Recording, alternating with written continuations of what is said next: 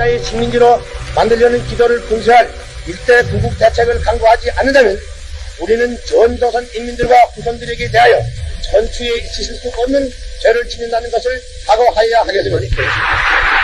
Forces attacked the Republic of Korea.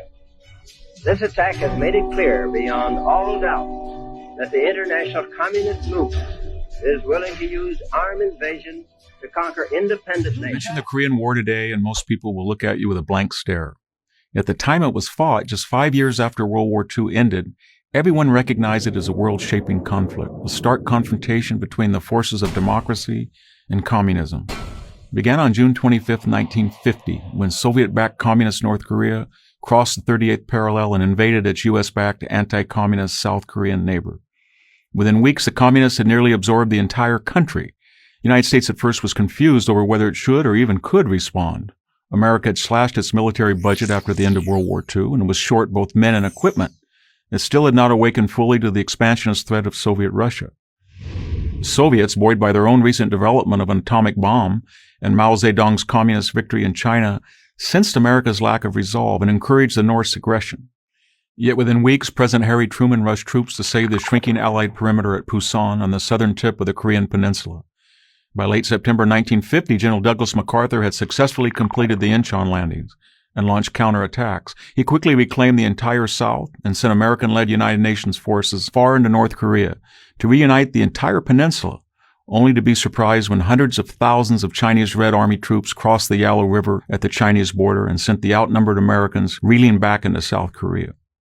Thanks to the genius of General Matthew Ridgway, who arrived to assume supreme command in South Korea in December 1950, over the next 100 days, U.S.-led UN forces pushed the communists back across the 38th parallel.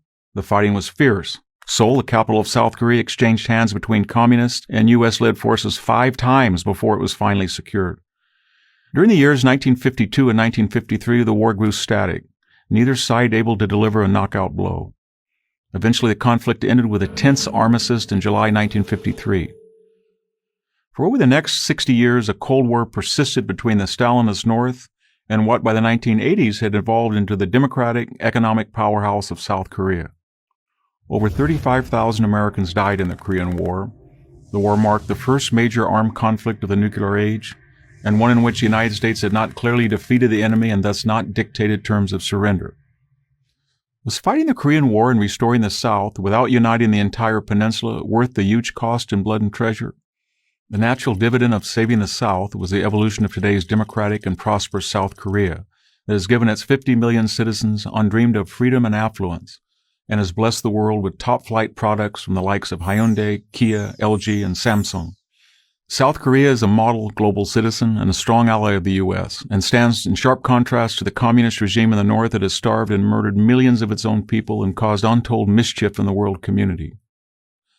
Had it not been for U.S. intervention and support to the South, the current monstrous regime in Pyongyang would now rule all of Korea, ensuring its nuclear-armed dictatorship even greater power and resources.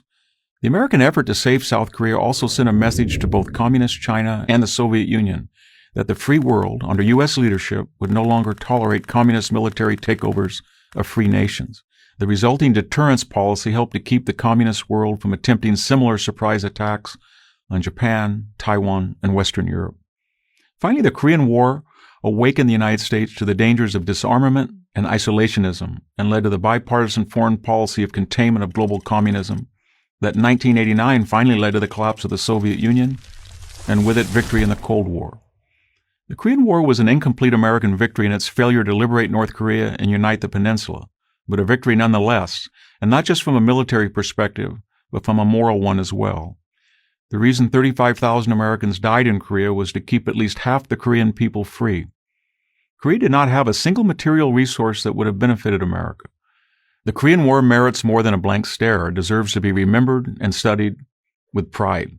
I'm Victor Davis Hanson of the Hoover Institution for Prager University.